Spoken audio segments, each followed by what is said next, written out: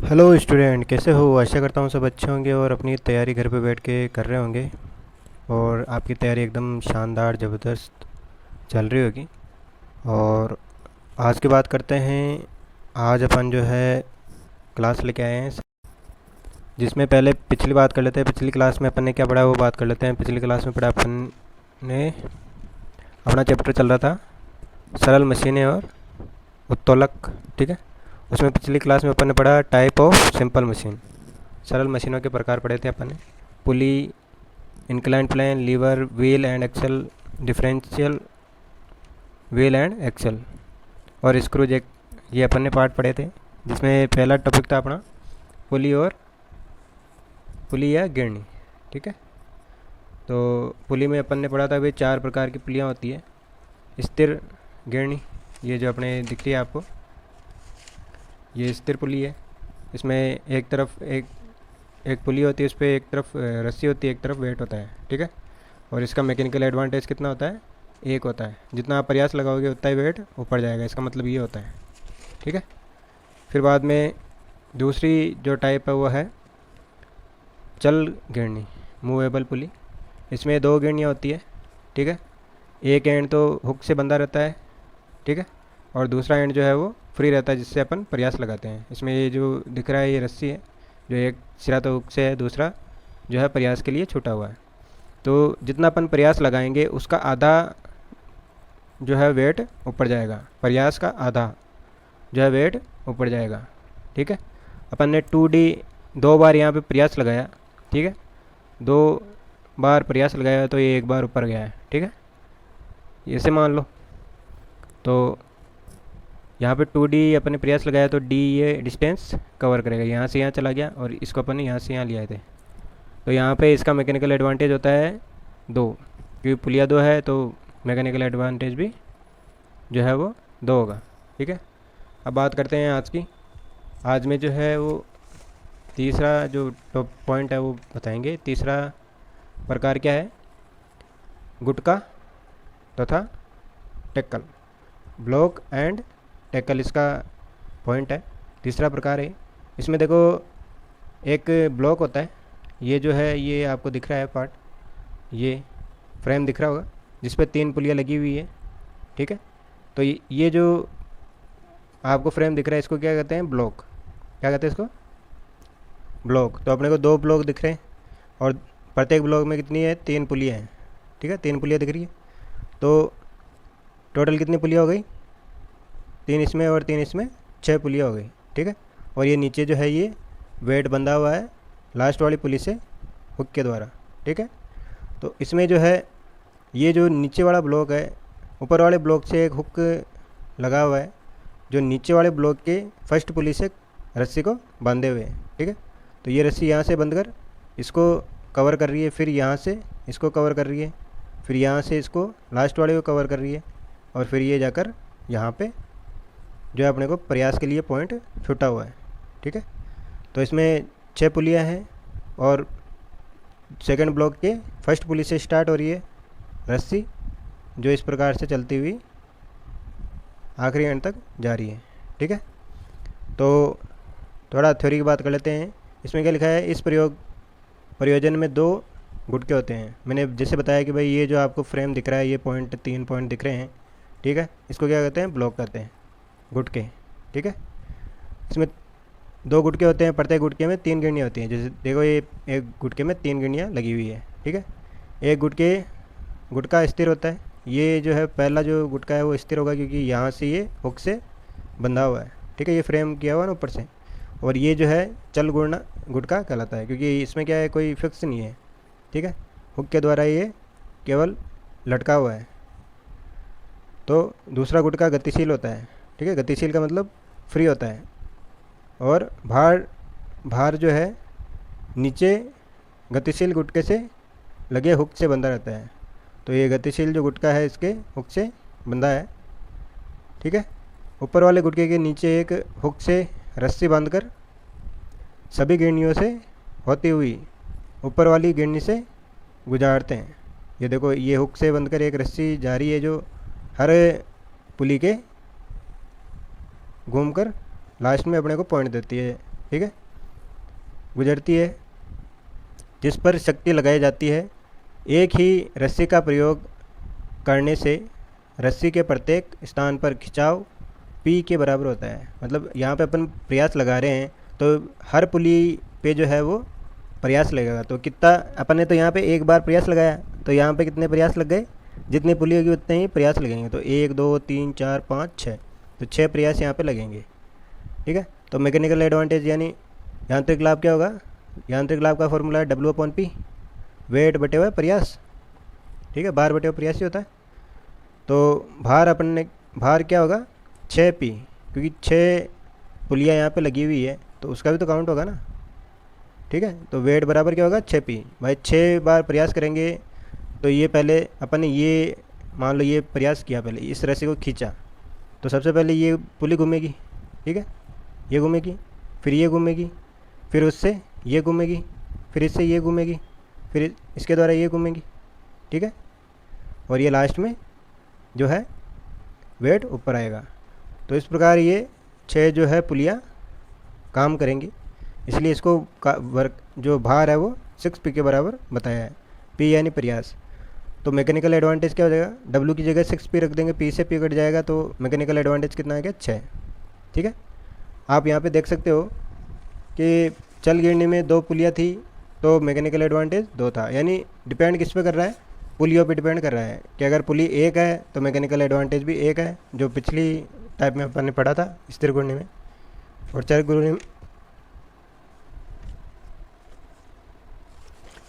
घूर्णी में जो है 2 पुलियाँ हैं तो 2 मैकेनिकल एडवांटेज हो गई। तीसरा गुटका तथा टैकल वाले में 6 पुलियाँ हैं तो 6 मैकेनिकल एडवांटेज हो गया। अब ये नोट लगाए लिख रहा है, यहाँ पे नोट लगाए लिखा है मैंने, क्योंकि जैसे अपन देख रहे हैं भाई जैसे जैसे पुलियों की संख्या बढ़ रही है वैसे मैकेनिकल एडवांटेज भी बढ़ रहा है। तो अपन ये कह सकते हैं भाई यदि घिरनियों की संख्या n है, मतलब जितनी अपन पुलियाँ लगाएंगे, घिरनियाँ लगाएंगे, ठीक है, उतना ही W का मान क्या होगा NP। ठीक है, n यानी संख्या, तो जितनी पुलियों की संख्या की उतना ही प्रयास हो जाएगा। ठीक है, और मैकेनिकल एडवांटेज भी जितनी पुलियाँ हैं उसके हिसाब से ही हो जाएगी। तो अपन यहाँ पे देख भी सकते हैं भाई 6 पुलियाँ हैं तो 6 मैकेनिकल एडवांटेज हो गया। अगर 10 होती है तो 10 हो जाता है मैकेनिकल एडवांटेज, 15 होती है तो 15 हो जाता। ठीक है, इस प्रकार से जैसे जैसे संख्या बढ़ती जाएगी वैसे वैसे ही जो है मैकेनिकल एडवांटेज भी बढ़ता जाएगा। मैकेनिकल एडवांटेज का मतलब है अपने को प्रयास कम लगाना पड़ रहा है। ठीक है, अपन जैसे एक तो पाने से कोई चीज़ को खोलते हैं, ठीक है, पाने से कोई चीज़ को खोल रहे हैं तो अपने को दम ज़्यादा लगाना पड़ता है क्योंकि उसकी लेंथ कम होती है। ठीक है, लेकिन वहीं अगर ट्रक का जो ट्रक होता है, गाड़ियाँ होती हैं, उनका बोल्ट खोलना हो, ठीक है, तो उसमें बड़ा जो है लंबा पाइप लगाया जाता है। क्यों, उसको भी तो पाने से खोल सकते हैं, लेकिन ऐसा नहीं होता क्योंकि वहाँ पे जो है मैकेनिकल एडवांटेज यानी प्रयास ज़्यादा लगाना पड़ेगा। अगर छोटा पाना होगा तो प्रयास ज़्यादा लगाना पड़ेगा, इसलिए वहाँ पे बड़ा जो है पाना यूज़ में लिया जाता है। ठीक है, तो आगे चलते हैं। चौथा जो प्रकार है वो है डिफरेंशियल घिरनी। अब आपने देखा होगा कि बहुत सारी जगह एक रस्सी से मतलब खींचते हैं, मतलब उसका कोई छोड़ नहीं होता। ये इस प्रकार से 3 घिरनियाँ हैं, 2 तो एक ही एक्सल पे है। ठीक है, ये फिक्स पार्ट है, इस पॉइंट पे 2 घिरनियाँ देखो A और B। ठीक है, A बड़ी है, B छोटी है। फिर ये तीसरी घिरनी आ गई C, ये चल घिरनी कहलाती है C वाली, और A और B जो है वो स्थिर घिरनियाँ है। ठीक है, तो इनके द्वारा देखो ये जो पैटर्न है, चेन है, वो कहाँ से जा रही है। अगर अपन B से स्टार्ट करें तो B के चारों तरफ जाकर एक चौड़ तो इधर जा रहा है, फिर इसको A से टर्न होते हुए C पे टर्न होते हुए वापस B पे मिल रहा है। ठीक है, तो यहाँ पे अपन क्या करेंगे, इसको खींचेंगे, इसको अपन प्रयास लगाएंगे यहाँ पे। ठीक है, यहाँ से अपन ने खींचा तो ये एक ही एक्सल पे है तो ये दोनों एक साथ घूमेगी। ठीक है, तो ये जो C पार्ट है वो तेज़ घूमेगा। ओके, तो इस प्रकार से ये चलता है। तो इसमें देखते हैं क्या कर रहा है ये। इसमें अलग अलग 2 व्यास की घिरनियाँ एक ही फ्रेम में सम अक्ष यानी को एक्सल, सम अक्ष यानी को एक्सल यानी एक ही अक्ष पर टिकी हुई है। ठीक है, इन दोनों का सेंटर एक ही है ना, तो 4 सम अक्ष को एक्सल के चारों तरफ घूम सकती है, मतलब ये जो है दोनों गिरनियाँ वो एक साथ चारों तरफ घूम सकती है, ये कह रहा है। एक तीसरी गिरनी नीचे लटकी हुई होती है, ये तीसरी गिरनी है जो नीचे लटकी हुई है, जिसको चेन से लटकाया जाता है। ये जो आपको दिख रहा है ये चेन है, इससे लटकाया जा रहा है। प्रयास पी से रस्सी को खींचा जाता है। अब पी के द्वारा इस पॉइंट को अपन खींच रहे हैं, ठीक है, चेन को या रस्सी को खींच रहे हैं, ठीक है। तो डिफरेंशियल गिरनी के लिए मान क्या हो जाएगा, डिफरेंशियल गिरनी के लिए जो है यांत्रिक लाभ हो जाएगा W/P, वही है W/P होगा। और वेगानुपात क्या हो जाएगा, वेलोसिटी रेशियो 2r/r-r। अब वेलोसिटी का मतलब क्या होता है कि ये किस गति से घूमेगा, तो वो किस पे डिपेंड करेगा भाई, जो बड़ी पुली का जो व्यास है, ठीक है, उसको मैंने बड़ा चक्का जो है थोड़ा घुमाने पर ही बहुत जो है डिस्टेंस कवर कर लेता है, और छोटा जो चक्का है वो ज़्यादा चक्कर घुमाने पर बड़े चक्के के बराबर डिस्टेंस कवर करता है, ठीक है। तो 2r ये बड़ी पुली का जो व्यास है, ये पुली का जो व्यास है वो अपन ने r माना है बड़ा वाला, तो 2r/r-r। तो r क्या है, बड़ी डिफरेंशियल गिरनी की त्रिज्या, और छोटा r जो है वो छोटी डिफरेंशियल गिरनी की त्रिज्या। यानी ए पुली की त्रिज्या तो बड़ा r है, और बी पुली की जो त्रिज्या है वो छोटा r है। p भारों को उठाने के लिए लगाया गया प्रयास kg में, w लटकाया हुआ भार kg में, ठीक है। तो ये जो है डिफरेंशियल पुली हो जाती है। ये जो बड़ी बड़ी आपको ये जितने भी 4 प्रकार मैंने बताए हैं, ये सारी जो है बड़ी बड़ी इंडस्ट्री में काम आती है भार उठाने के लिए। आपको ये जो टाइप है ये आपको किसी भी ऑटोमोबाइल वर्कशॉप में मिल जाएगी, ठीक है, जहाँ पे इंजन उठाने का काम होता है, इंजन को ट्रांसफ़र करने का, एक जगह से दूसरी जगह ट्रांसफ़र करने का काम हो, तो वो इस चेन सिस्टम के द्वारा किया जाता है, डिफरेंशियल गिरने के द्वारा किया जाता है, ठीक है। अब इसके जो क्वेश्चन है वो बाद में करेंगे, पहले अपन जो है ये आखिरी पॉइंट जो है ये देख लेते हैं। अपना जो है अगला पॉइंट है आनत तल, इंक्लाइंड प्लेन। आपने बहुत सारी जगह देखा होगा कि अपन ट्रक पे कोई सामान चढ़ा रहे हैं, ठीक है, ट्रक होता है ऊंचा और ज़मीन से ऊंचा होता है, इसलिए अपने को क्या या तो पाटे रखने पड़ते हैं, रखते हैं ना पाटे। तो अपन ने 2 पाटे रखे, तो वो जो ज़मीन से, ये ज़मीन है, यहाँ पे जो है ट्रक लगा हुआ है और इस पे अपन ने पाटे लगा दिए, ठीक है।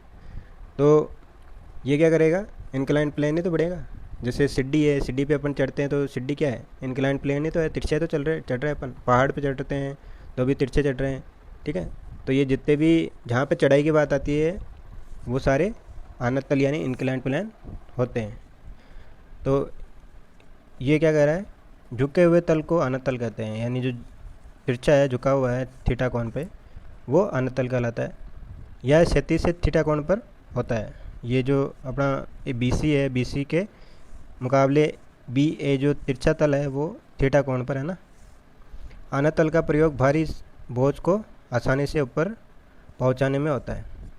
अब ये तिरछा प्लेन अपन काम में क्यों लेते हैं, ताकि अपन आसानी से किसी भी चीज़ को ऊपर ले जा सकें। एक तो लिफ्ट करना, उसमें बहुत दिक्कत आती है बजाय तिरछे प्लेन पे चढ़ना, ठीक है। तो इसका एक प्रयोग ट्रकों में सामान चढ़ाने में होता है। जैसा कि मैंने बताया, किसी भी सामान को चढ़ाना हो तो अपने को वहाँ पे सपोर्ट रखना पड़ता है, और वो सपोर्ट जो होता है वो तिरछा होता है। आपने कई बार देखा होगा कारें उतरती हैं ट्रकों से, ठीक है, मोटरसाइकिल्स, जो ऑटोमोबाइल जो भी पार्ट है, JCB है, इंजन है, कुछ भी उतरता है तो वो उसके लिए पहले जो है इंक्लाइंड प्लेन जो है वो लगाना पड़ता है, यानी कोई सपोर्ट तिरछा लगाना पड़ता है, फिर उसको उतारा जाता है या चढ़ाया जाता है। तो वो तिरछा है इसलिए उसको आसानी से चढ़ा सकते हैं बजाय किसी स्टेप के। एक तो सीढ़ियों पे चढ़कर किसी सामान को ले जाएं, ठीक है, और एक तिरछे प्लेन के द्वारा उसको सरकाते हुए ले जाएं, तो आसान जो रहेगा वो तिरछे प्लेन को पर सरकाते हुए लेके जाना आसान रहेगा बजाय किसी सीढ़ी के द्वारा चढ़ना। तो सामान चढ़ाने में काम होता है, सामान को सरका कर ले जाते हैं, परंतु किसी सामान को सीढ़ी द्वारा चढ़ाना आसान कार्य नहीं होता। ये देखो ये रहा, किसी कार्य को जो अपन सीढ़ी के द्वारा करेंगे तो वो चढ़ाना आसान नहीं होगा। चित्र देर का अपने को AB क्या है, अनतल है, अनतल यानी इंक्लाइंड प्लेन है AB, और BC क्या है, क्षैतिज तल है। बी सी क्या है, आड़ा यानी क्षैतिज तल है। ए बी पर किसी डब्लू भार को रखा जाता है, ये जो है ये कोई ये ग्रीन पार्ट दिख रहा है आपको, ये जो है कोई भाग है, वजन है, ठीक है। इस पार्ट को अपन ऊपर की तरफ, ये पी जो ऊपर की तरफ है तो इसकी तरफ लेके जा रहे हैं, ठीक है, खींच रहे हैं या धकेल रहे हैं जो भी है। तो इस तरफ पी है, इसका मतलब खींच ही रहे हैं, ठीक है। तो डब्लू भार को रखा जाता है जो, तो भार एम बिंदु पर है, ये जो जहाँ पे ये पड़ा है ना भाग, उसको एम बिंदु बोला है। नीचे पृथ्वी की ओर कार्य करता है, ये जो एम बिंदु है वो पृथ्वी की तो ओर कार्य करेगा, ठीक है। तो एम बिंदु पर पृथ्वी की ओर नीचे कार्य करेगा। तो ये एम बिंदु जब पृथ्वी की ओर कार्य करेगा तो वहाँ पे क्या लगा हुआ है, देखो डब्लू, डब्लू क्या है, इसका भार है जो, देखो इसके एकदम लंबवत तिरछा जा रहा है, ठीक है। तो यहाँ पे जो डब्लू बराबर क्या होगा, एम जी, एम यानी मास, ठीक है, और जी यानी ग्रेविटी। तो जी का मान क्या होता है, जी बराबर 9.81, ये ध्यान रखना, न्यूटन, 9.81 न्यूटन, ठीक है। तो किसी भी वस्तु को जहाँ पे ग्रेविटी फोर्स लगता है ना, गुरुत्वाकर्षण बल, वो इतना ही लगता है हमेशा। गुरुत्वाकर्षण का मान कितना होता है, 9.81 न्यूटन। जी का मतलब क्या है, गुरुत्वाकर्षण, गुरुत्वाकर्षण, ठीक है, गुरुत्वाकर्षण का मान होता है जी। तो ये जो हमेशा 9.81 ही होता है, ये याद रखना, ये बहुत इंपॉर्टेंट वैल्यू है। तो एम का मतलब हो गया मास, कोई भी अपने को वजन दे रखा है केजी में, तो उसको ग्रेविटी से गुणा करा देंगे तो डब्लू का मान आ जाएगा, ठीक है। और यहाँ पे ये देखो, इस दिशा में ये प्लेन है, इसके ये जो कोई ऑब्जेक्ट है इसके हॉरिजेंटल में क्या लाइन खींचे अपन, हॉरिजेंटल में लाइन खींचे तो एक तरफ तो प्रयास हो गया, और एक तरफ जो ये नीचे की तरफ खिसकेगा ना, हमेशा क्या करेगा, ब्लॉक नीचे की तरफ खिसकने की कोशिश करेगा। ये होता है, कोई भी चीज़ तिरछी होती है तो वो नीचे की लुढ़कने की कोशिश करती है, ठीक है। तो जब ये नीचे की तरफ खिसकने की कोशिश करेगा तो उस टाइम जो लगेगा प्रयास, तो वो क्या लगेगा, डब्लू साइन थीटा। यहाँ जो डब्लू का मान है उसको साइन थीटा के मान से गुणा करा देंगे तो यहाँ की वैल्यू आ जाएगी। अगर मैं इसको F1 लिख दूँ, क्या लिख दूँ, F1, तो इस पूरे भाग को F1 लिख दूँ, तो F1 बराबर क्या होगा, डब्लू साइन थीटा। तो डब्लू साइन थीटा का मान जो होगा वो F1 के बराबर होगा। और यहाँ पे इस भाग को मैं कह दूँ F2, ठीक है, इसे क्या कह दूँ, F2, डब्लू कोस थीटा, ठीक है। और इन दोनों का जो रिजल्टेंट है, यानी हमेशा क्या होता है कि बीच वाली वैल्यू जो है वो 90 डिग्री पे होती है। तो ये जो वैल्यू होगी वो क्या कहलाएगा, रिजल्टेंट कहलाएगा। और ये रिजल्टेंट ऊपर भी, ये जो आर है ये है रिएक्शन, क्या है, रिएक्शन, क्रिया की प्रतिक्रिया। तो कोई भी चीज़ की क्रिया करते हैं अपन तो उसकी प्रतिक्रिया मिलती है ना अपने को, तो प्रतिक्रिया जो है वो हमेशा ऊपर की तरफ लिखेगी, ठीक है, और क्रिया जो है वो नीचे की तरफ होगी। तो डब्लू कोस F2 का मान हो गया, और ये डब्लू जो है रिजल्टेंट हो गया, ठीक है। तो आर तो है रिएक्शन, और यहाँ जो डब्लू है वो रिजल्टेंट का होगा। अब ये कह रहा है कि साथ में भार डब्लू के क्षैतिज घटक क्या होंगे, डब्लू कोस थीटा, ठीक है।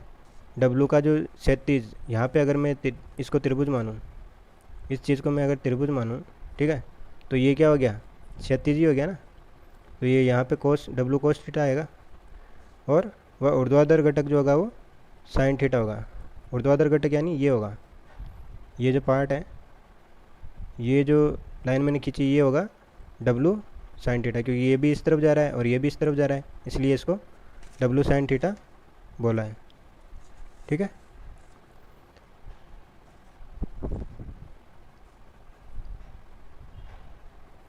तो डब्लू साइन थीटा बी वस्तु को बिंदु बी की तरफ नीचे की ले जाने का प्रयास करता है। दोनों की तुलना में स्थिति में पी बराबर क्या होगा, डब्लू साइन थीटा। तो प्रयास का मान क्या होगा, प्रयास का मान हमेशा ये होगा डब्लू साइन थीटा, क्योंकि जितना वो ऊपर लेके जाने की कोशिश कर रहा है, प्रयास लगा रहा है, उतना ही वो नीचे भी जाने की कोशिश करेगा ना। कोई भी चीज़ को ऊपर खींचते हैं तो वो नीचे ही अपना बल लगाती है।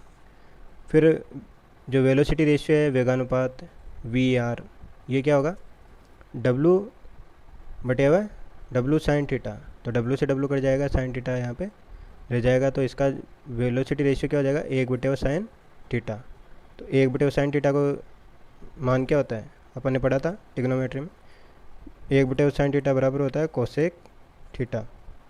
ठीक है, अगर आप जो है ट्रिग्नोमेट्री पढ़ना चाहते हैं तो आप यहाँ पे आई बटन पर क्लिक करके देख सकते हैं भाई एक बटे साइन थीटा का मान क्या होता है। फिर है mechanical advantage, W upon P, यही होता है मैकेनिकल एडवांटेज हमेशा, डब्लू अपॉन पी। और वेलोसिटी रेशियो का जगह एक बटे साइन थीटा।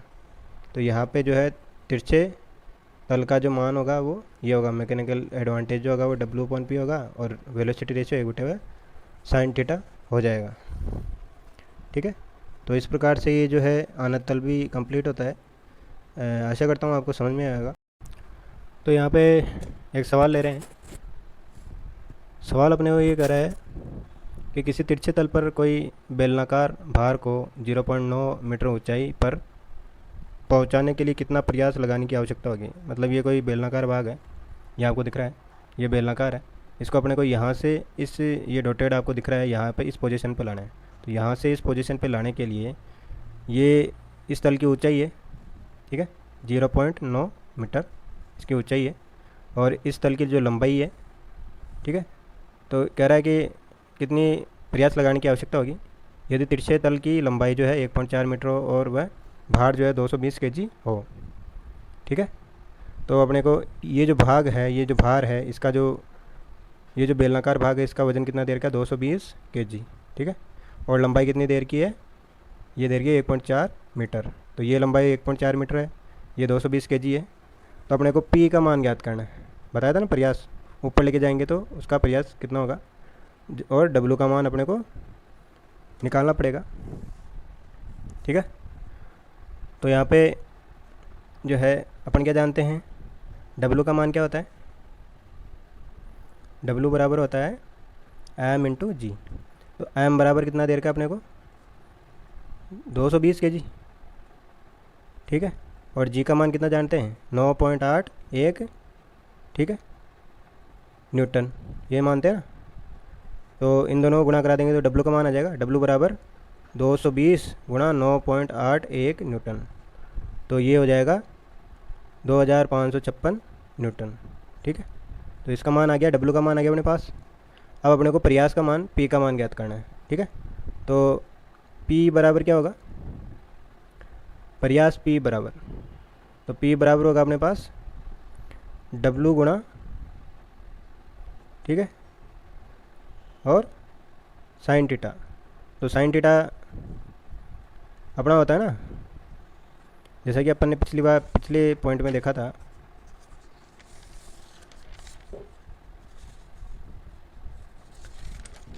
कि इससे पी का मान कब आएगा, जब ये जो है डब्लू साइन थीटा का मान होगा वही प्रयास का मान होगा। यहाँ पे अपन ने देखा था ना, पी बराबर डब्लू साइन थीटा। ठीक है, तो पी बराबर अपने पास क्या है, डब्लू इंटू साइन थीटा। अब साइन थीटा का मान तो दे नहीं रखा, थीटा कौन दे रखा है क्या अपने को यहाँ पे, अगर थीटा कौन दे रखा होता है तो अपन यहाँ पे साइन थीटा का मान रखकर निकाल लेते, लेकिन अपने को साइन थीटा की जगह क्या दे रखा है, लंब दे रखा है, सॉरी हाँ, लंब दे रखा है और कर्ण दे रखा है।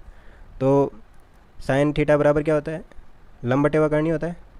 लाल कक्का से आपने को बताया ना, लाल कक्का, इससे क्या पता है, पहला जो मान होता है वो साइन थीटा का होता है ना, लंब बटे हुआ कर्ण। तो लंब अपने को कितना दे रखा है, 0.9 मीटर, और कर्ण दे रखा है 1.4 मीटर। ठीक है, तो अपन यहाँ पे इस साइन थीटा की जगह ये मान रख देंगे, तो डब्लू गुणा लंब बटे हुए कर्ण। तो डब्लू का मान कितना है, 2156 न्यूटन, गुणा लंब कितना है, एल का मतलब यहाँ पे लंबाई है और यहाँ पे लंब है, तो लंब जो ऊंचाई होगी वही लंब होगा, तो 0.9 मीटर। ठीक है, और बटे हुए कर्ण कितना दे रखा है, 1.4 मीटर। ठीक है, तो इसको हल करेंगे तो अपने पास आ जाएगा 1386 न्यूटन। तो अपने को प्रयास कितना लगाना पड़ेगा, 1386 न्यूटन का प्रयास अपने को लगाना पड़ेगा। ठीक है, तो 220 किलो के सिलेंडर को इस पोजीशन पे ले जाने के लिए अपने को 1386 मीटर का जो न्यूटन का है वो प्रयास लगाना पड़ेगा। ठीक है, तो ये तो बात हुई कि भाई प्रयास अपने को ज्ञात करना था, वेट डब्लू का मान अपने को ये पता था कि भाई डब्लू बराबर mg होता है और p बराबर डब्लू इंटू साइन थीटा होता है।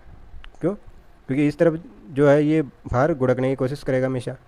ठीक है, अपन जो भी भार ऊपर लेके जाएंगे उसकी विपरीत दिशा में हमेशा वो लुढ़कने की कोशिश करेगा, और विपरीत दिशा में लुढ़कने को क्या कहते हैं, F1 कहते हैं, और F1 का मान होता है डब्लू साइन थीटा।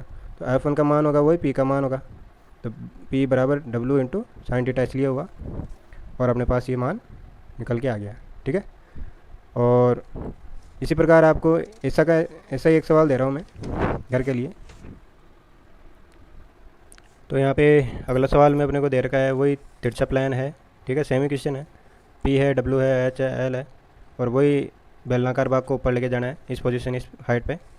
तो ऊंचाई अपने को दे रखी है अब की बार 1.2 मीटर।